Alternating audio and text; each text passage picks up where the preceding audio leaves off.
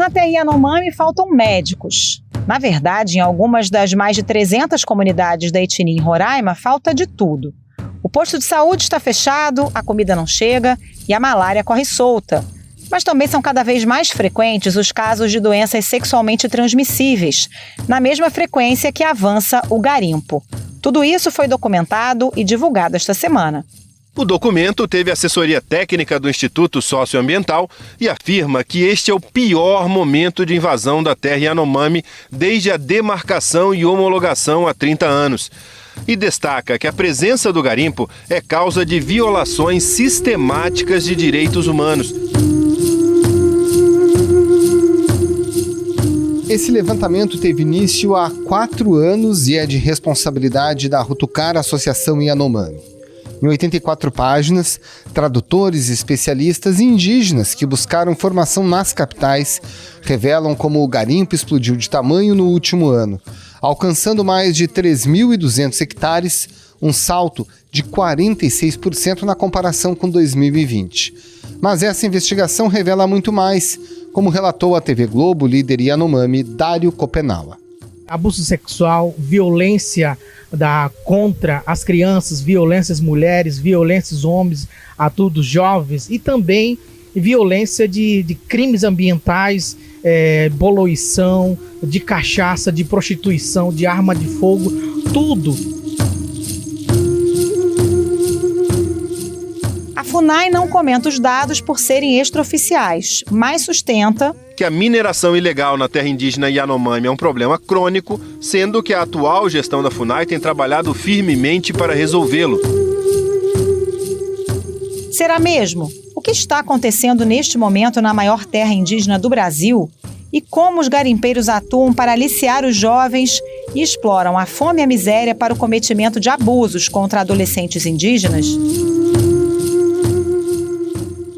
Esses são os temas do Ao Ponto desta quarta-feira. Eu sou o Roberto Maltic, estou com a Carolina Moran e nesse episódio conversamos com o repórter Daniel Biazeto, que entrevistou pesquisadores e indígenas que participaram da elaboração desse relatório. Fique com a gente.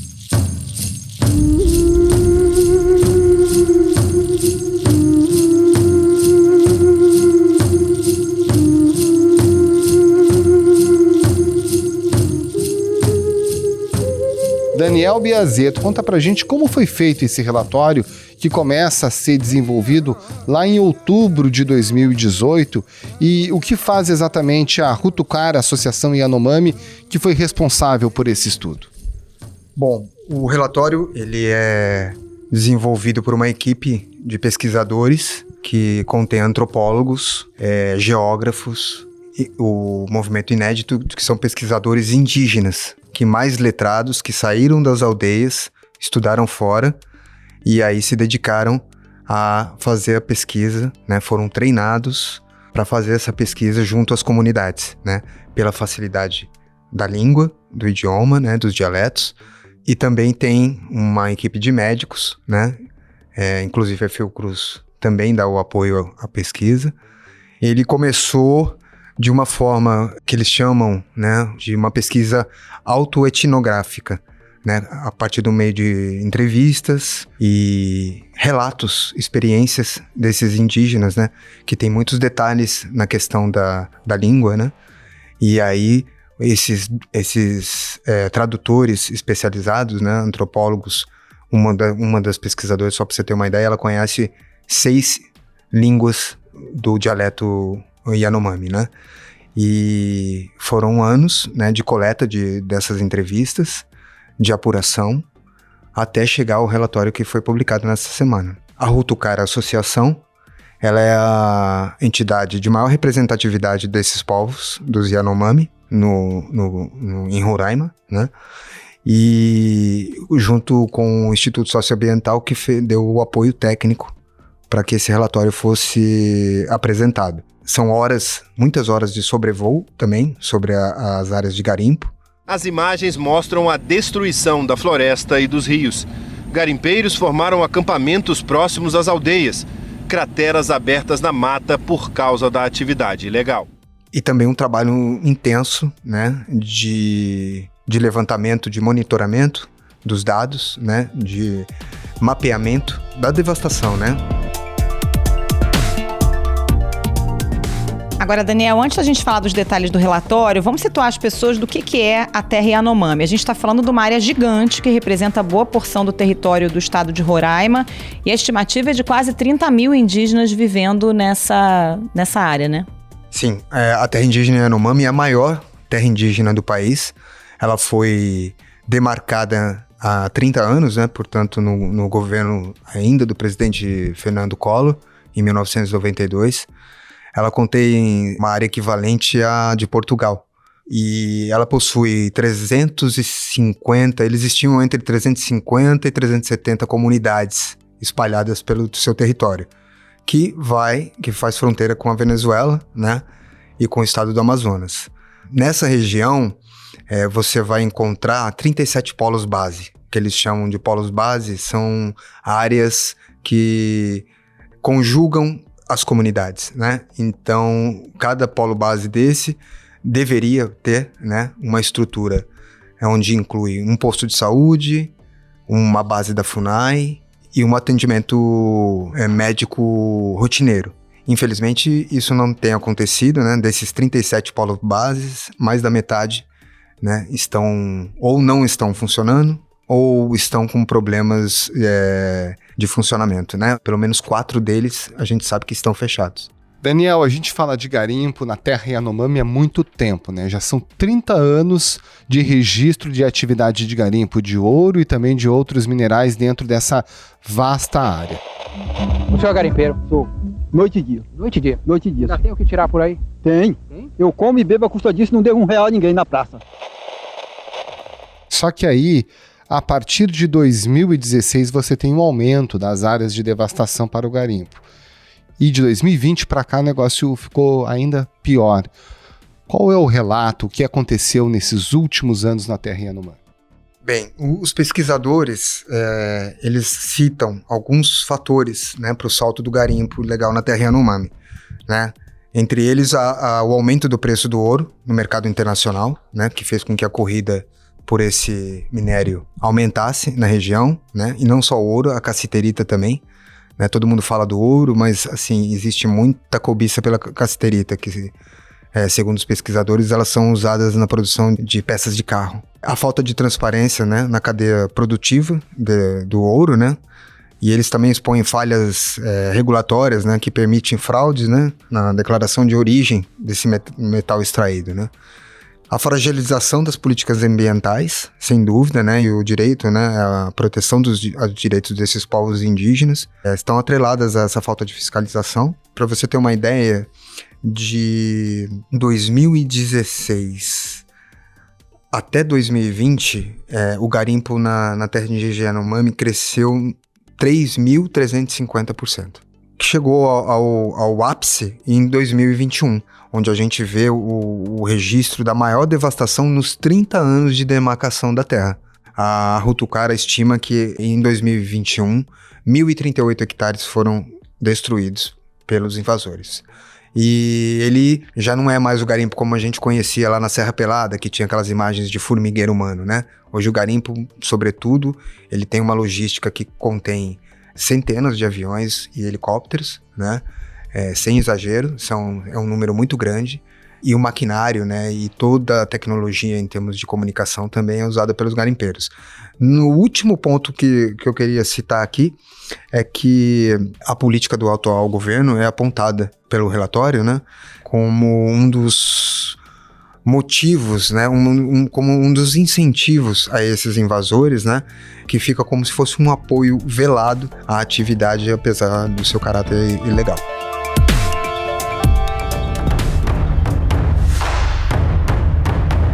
Daniel, como é que os garimpeiros conseguem fazer esse domínio geográfico dessa região tão grande? Eles controlam pistas de pouso e até instalações que deveriam ser utilizadas pelo poder público, como os postos de saúde?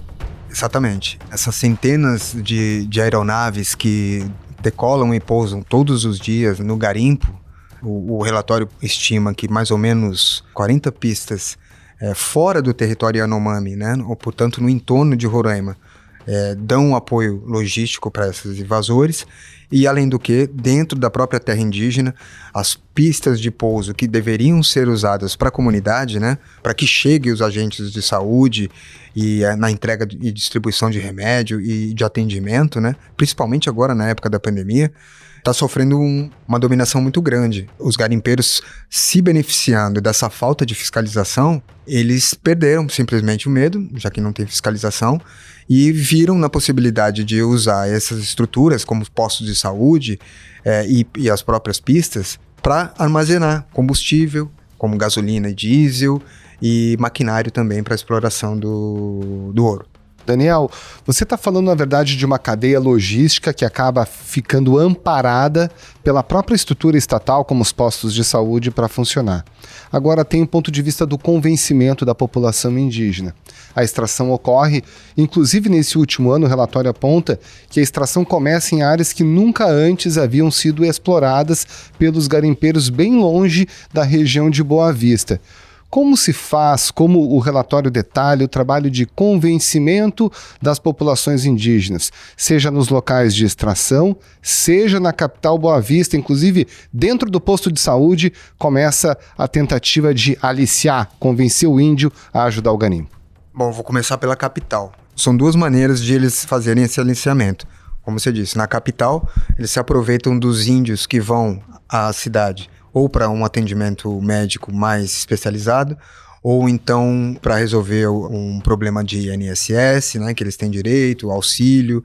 E ali, sobretudo os jovens, né, que, digamos assim, sofrem uma pressão muito grande da evolução, né, tecnológica. Por quê? Eles chegam nesses locais e dizem para os jovens, olha, você não quer ter um celular?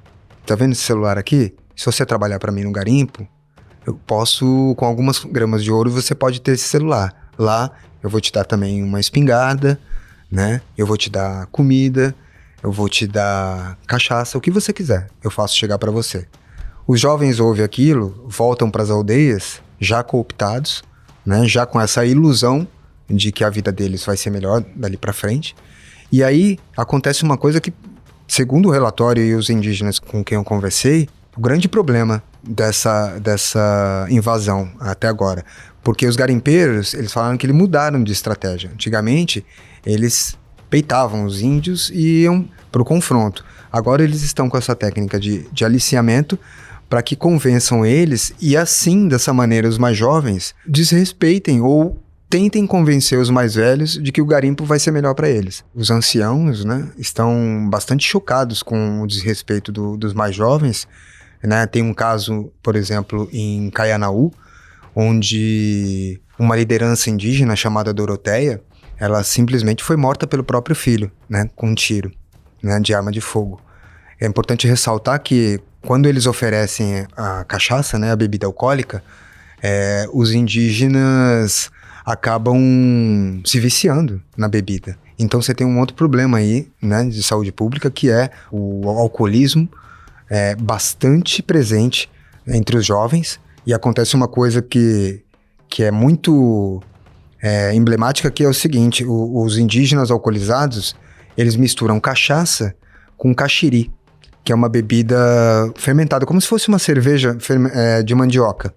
E assim, segundo os pesquisadores, isso tem um efeito muito forte. Então, qual é a outra técnica dos garimpeiros? Eles aliciam, eles armam esses jovens, dão celular, criam essa sensação de empoderamento desses jovens, que passam a ver aquilo como uma maneira de se posicionar melhor nessa hierarquia, né? Então, não é tão absurdo a gente pensar que eles estão colocando os indígenas contra os próprios indígenas, armando e drogando os indígenas, que ontem mesmo teve um conflito, né, na própria terra Yanomami, onde os índios armados e incentivados pelos garimpeiros trocaram tiros entre eles e deixaram 2 mortos, pelo menos. O relatório também acusa os garimpeiros de cometerem crimes graves dentro da terra indígena Yanomami, como agressões, ameaças, assassinatos e estupros. Os indígenas afirmam que em alguns locais a situação é tão crítica que os garimpeiros chegam a exigir sexo em troca de comida, inclusive com adolescentes. Agora, Daniel, tem o aliciamento, mas tem também uma exploração da miséria humana, né? Porque com o avanço do garimpo, a pesca fica mais difícil, a caça fica mais difícil, os indígenas estão passando fome, estão sofrendo mais com doenças como a malária sem ter atendimento adequado. E isso acaba servindo como moeda de troca para a exploração sexual, por exemplo, de meninas em troca de comida. Exatamente. Essa introdução da bebida alcoólica tem sido tão prejudicial para as comunidades indígenas, porque eles estão se aproveitando justamente dessa debilidade, né, dos indígenas. Na verdade, é uma tempestade perfeita que une ali um ciclo completamente venenoso, digamos assim. Você tem o desmatamento, que os invasores desmatam para abrir áreas para explorar mais a terra, né, e os rios, para explorar o minério. Com o aumento do avanço da devastação, do desmatamento, você tem um aumento, consequentemente, da transmissão de malária, porque aí o mosquito passa a chegar em áreas que até então, né, o mosquito transmissor da doença, chega em áreas onde até então não chegava. Com malária, eles ficam debilitados. A malária é uma doença que deixa as pessoas prostradas, sem energia nenhuma, sem condição nenhuma de fazer nenhuma atividade. Então, o que acontece? O índio deixa de cultivar o seu roçado, né, porque ele está sem forças, ele deixa de ir para a mata para caçar, e com isso a fome vem, né? E vindo a fome, eles ficam reféns dessa nova estratégia do garimpo. Aí é a hora que os garimpeiros chegam e falam: você quer comer? Se você quer comer, você vai trabalhar para mim, né? E aí os índios: mas de que maneira que eu posso trabalhar? Então eles colocam os indígenas, os mais jovens, né? Inclusive, ó, eu vou te dar uma espingarda, eu vou te dar 1 litro de cachaça e vou te dar um celular. Mas é o seguinte, você vai fazer pequenos trabalhos de barqueiro, de mateiro e de carregador. E também, se você quiser baetar, né, como eles dizem, que é a coleta do ouro, da mineração, você também pode. E aí eles começam a trabalhar para o garimpo para tentar comprar comida, né? Para você ter uma ideia, nesses pontos de garimpo, digamos assim, tem uma estrutura de armazéns, vendas, onde existe um comércio ali, né, de produtos. Por exemplo, 1 quilo de arroz, você compra com 1 grama de ouro ou R$400.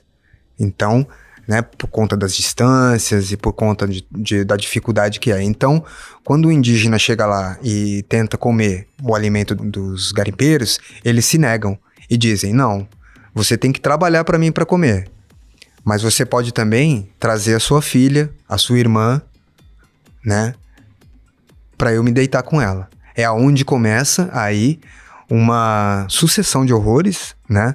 Onde algumas mães se veem sem alternativa, porque além da malária, você tem outras doenças que também assolam, né? Ainda continua tendo Covid nas aldeias. Então, eu ouvi um depoimento que era assim: um dia uma criança tá com malária, ela cura da malária, pega Covid. Aí ela cura da Covid e pega pneumonia. Ou seja, no final desse ciclo, ela está completamente desnutrida, né? Mais de 60% das crianças Yanomami, né? E é bom lembrar que 75% da população Yanomami tem menos de 30 anos. Então, os jovens e as crianças, sobretudo, estão sofrendo muito, né, com desnutrição. E é a hora das mães chegarem e não tem outra alternativa, né? Em alguns momentos, em que não ceder a pressão dos garimpeiros para que seus filhos comam e não morram de fome. Então, o que eu consegui confirmar com os pesquisadores, né, com uma das pesquisadoras que fez as entrevistas, a tradução, uma pesquisadora indígena também, é que o garimpeiro chega e fala assim: você vai comer, eu vou fazer pousar um avião aqui e você se alimentará, mas cadê a tua filha? Aí eles vão até as meninas, sobretudo meninas que já tiveram a sua primeira menstruação, portanto, entre 10 e 13 anos, em alguns casos até de menores do que essas idades, e apalpam e pedem para palpar para ver se já está no ponto, digamos assim, e aí eles deitam com essas garotas, né? Tem 3 casos, né? Ao menos 3 crianças entre 10 e 13 anos, né, que foram aliciadas, foram embriagadas de bebida alcoólica e elas ficaram de posse, digamos assim, desses garimpeiros por dias, por mais de uma semana. E elas chegaram a morrer, né? De tanto serem embriagadas e estupradas. Isso aconteceram em 2020, portanto, em plena pandemia, né? Esses relatos só vieram à tona agora. Daniel, de que forma que os pesquisadores identificaram que, de fato, uma importante facção criminosa do Brasil já participa da extração de ouro na terra Yanomami? O primeiro indício surgiu em 2021, né? No ano passado, quando a comunidade de Palimiú, que fica pertinho da fronteira com a Venezuela, ela sofreu um ataque a tiros, né? Desde o dia 10, Yanomamis da comunidade Palimiú estão sofrendo ataques de intimidação realmente e até confrontos. Os indígenas estavam tristes com a morte de 2 crianças que teriam se afogado depois que uma embarcação de garimpeiros passou fazendo onda e derrubou elas na correnteza. Eles morreram. E aí eles confiscaram 900 litros de combustível desse garimpo. E aí eles chegaram à conclusão de que, ouvindo pelo rádio, de que uma turma, né, de uma determinada facção criminosa estava descendo lá para invadir a comunidade deles.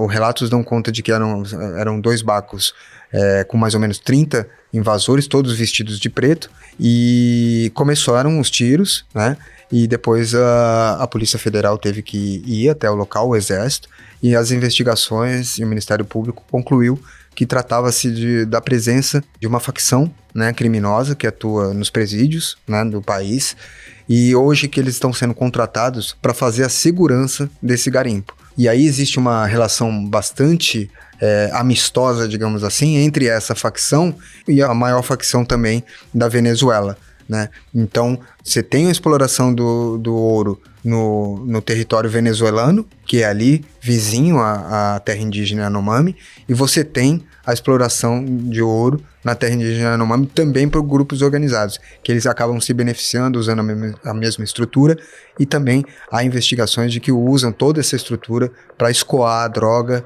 e fazer aí, digamos, a exportação da droga, né, para esse país.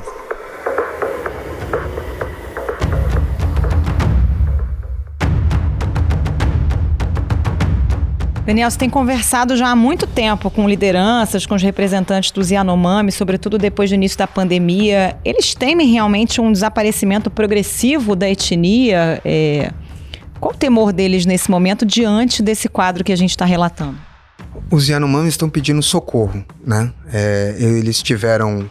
A primeira invasão ao território Yanomami foi em 1980. E de lá até a demarcação, em 92, houve uma operação de desintrusão bastante grande, que, digamos assim, deu paz ao território até a gente começar a perceber agora essa invasão em 2016, né, a volta da invasão. Hoje são 30 mil indígenas no território, né, em todo o território Yanomami. Mais da metade dessas comunidades estão afetadas pelo garimpo.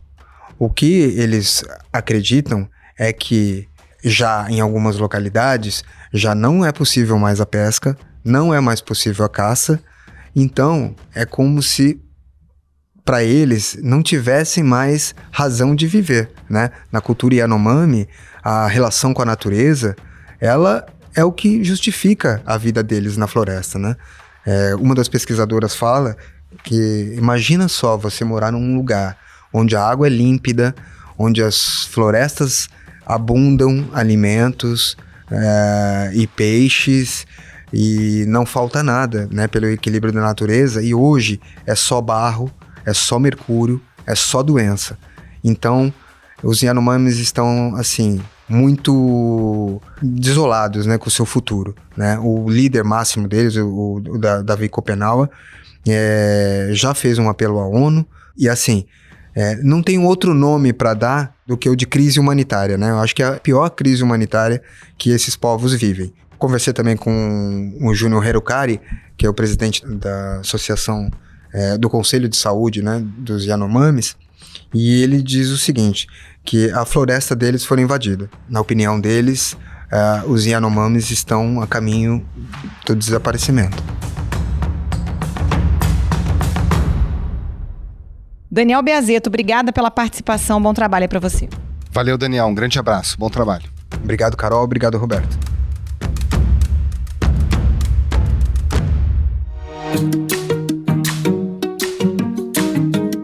Esse foi o Ponto de hoje, o podcast diário da redação do Globo. Nessa conversa a gente conta com a participação de toda a equipe do jornal, as mesmas pessoas que levam até você informação e análise de qualidade todos os dias. Quer saber mais? Assine o Globo. Acesse assineoglobo.com.br e confira todas as notícias e reportagens especiais.